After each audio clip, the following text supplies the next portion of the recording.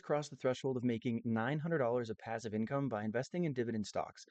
Today, we're going to go over which stocks I bought and a couple other things that I think are pretty important to my overall journey. And the first one is making sure that you smash the subscribe button because I'm starting a challenge where I will invest $3 for every new subscriber that I get, all the way up to 1,000 subscribers, and probably past that just because it's a really cool challenge and it motivates me to continue producing solid content.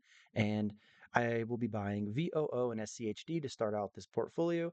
And I will be holding polls for the new stocks that we'll be adding to this because it just invests evenly. If you haven't used M1 Finance before, if I were to invest $100, it would put 50% or $50 into SCHD, and then it would do the same with VOO. So if I'm unable to hit that $3 per subscriber because there's too much for me to put in, I will just tone it back to $2.50 or $2, whatever is easier for me, but I'm going to do my best to stick to that $3 per subscriber as I'm really chasing my goal of getting to 1,000 subscribers. But let's go ahead and take a look at my overall dashboard here on Snowball Analytics. So you can see right here, I am at $36,094.80, which is a grand total of 34.8% as an increase in the overall portfolio value, which is $9,315. And you can see over here, all the way to the right, my overall passive income is at 2.52%, which is up about $908 annually. And I will always say that the best way to invest, especially if you're not doing deep dives into tons of different companies, is just to hold funds. And you can see the vast majority, almost 65%, is invested into funds. And these funds are VOO, VTI, SCHD, and SPLG. VOO and SPLG are S&P 500 ETFs, and then VTI is Vanguard's Total Stock Market Fund, and everyone loves SCHD. And I'm working on building my position there, which is it's a very small position, but we're really working on it. My next set of largest holdings is 20%, and this is one I've talked about before. I have a ton of shares of UWMC, which has performed extremely well. My average cost on this stock is about $5.50. And I bought the majority of shares between $4.50 and then up to about $6. And then I stopped buying just because it was up about over 50%. I've almost 100% of my money as the stock is trading at about $9.10 at the time I'm recording this video. Then in consumer staples, which makes up almost 6% of my portfolio, I have a couple of really solid dividend paying stocks here.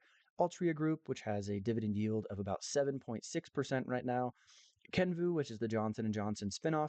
I'm up a decent amount considering I just bought this over the last 2 months, maybe. I'm up over 20%, and 10% a month is unfathomable when it comes to just investing in traditional stocks and ETFs. Next, I have 3.11 shares of Walmart, which is up 55%. I bought this early into COVID. I just figured consumer staples, people are going to continue to purchase things from Walmart. And then one of my favorite shares, which I would like to buy more when the price gets significantly discounted from where it's at, which is Coca-Cola. And I have 3.31 shares. Next is probably one of my favorite stocks, and this is Realty Income Corporation. They pay monthly dividends, and their price appreciation over the last few years has been a little rocky, but overall, I think it's just such a solid company because um, let's actually open it up because I think it really gives you some solid insight here on Snowball Analytics. You can see they've been paying dividends for the last 27 years. They've been increasing their dividends for the last 27 years.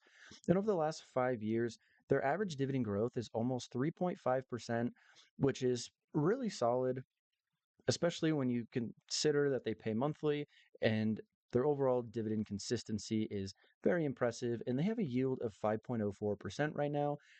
And if we take a look at the stock over the last 5 years, they're still discounted from where they've been at, but year to date, there's actually been some solid growth, just under 10%.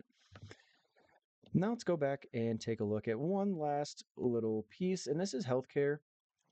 This is one of the positions I've been working on building just because it is such a discounted stock right now. This is Pfizer. The ticker symbol is PFE.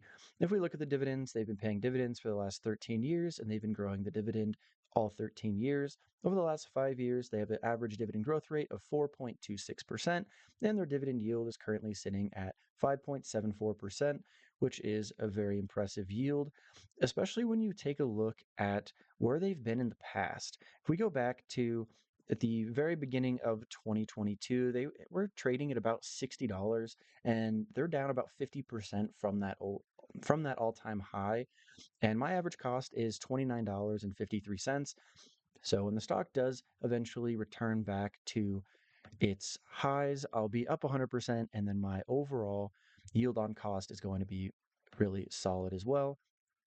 Now, on Friday was a green day in the market. The S&P 500 was up about 5.3%, and that made me $100 in VOO. And then you can take a look right here at the other stocks that were green, and only two companies were in the red. I lost 17 cents on ExxonMobil and $1.43 on Starbucks, which is tremendous considering only two positions were down.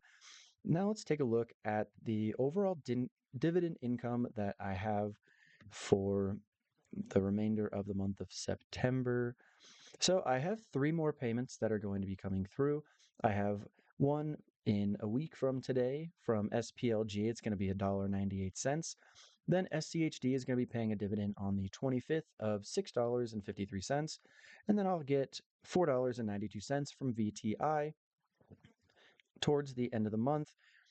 And then we'll be looking forward to October's dividends, where I make $163.06, just because we have a lot more um, large positions that are paying dividends, such as VOO, which is going to be about $60, and then UWMC, which is $78. So we'll do a deeper dive into that later, but just want to take a look at one last thing, and it's going to be just the overall holdings. I think it's really important to be able to look at your positions and trust what it is that you're holding. And I think betting on the US economy is a very solid investment, just because we are very prosperous here in the United States and we continue to grow. And even if the stock does go down, I'm going to continue to buy more and more shares, because if I'm buying it on the way down, I'll keep lowering my average cost. And then eventually, when it does go back up to the all-time highs, I will have even more shares than I did before. And sitting on the sidelines is kind of tough, because you never can really pick when it is going to hit the bottom. So just continuing to average into positions is something that I'm really looking into doing.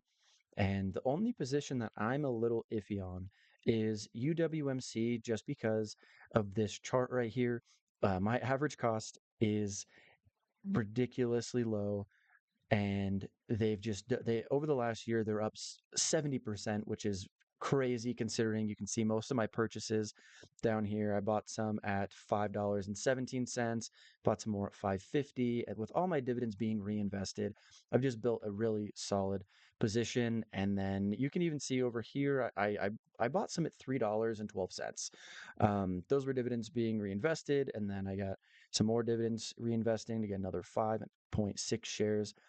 And I just think that it's one position that has grown to be larger than it should be in my portfolio. So other than the dividends being reinvested, I won't be adding to that position. But I hope you enjoyed the update on my $36,000 portfolio. And make sure to click the subscribe button so you can kind of put me through a weird challenge of doing $3 invested per subscriber, and then keep an eye out for the poll to add different stocks to this portfolio. I am going to try and keep these stocks separate from what I am holding in my normal portfolios. So I will be trying to use one of Snowball's features to put the stocks out there.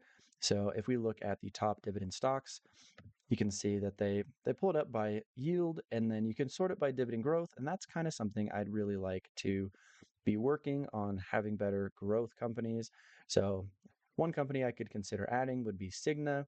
They have a 1.5% dividend yield, but their dividend yield is growing at a crazy rate, even though they have a very low paying or a very low dividend growth streak. So I'd probably look for something that's a little bit more steady.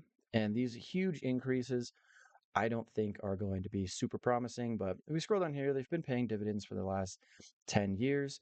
But it is a China-based company, so that might be something that we have to look into before we do pull the trigger and invest in that. But I think it's cool to showcase some of the tools that we do have here on Snowball Analytics. And if you're interested in using Snowball Analytics, I do have a referral code, which is down in the description. It just will give you 10% off the first first few months that you use it. So feel free to use that. But make sure to subscribe, and we'll see you next time.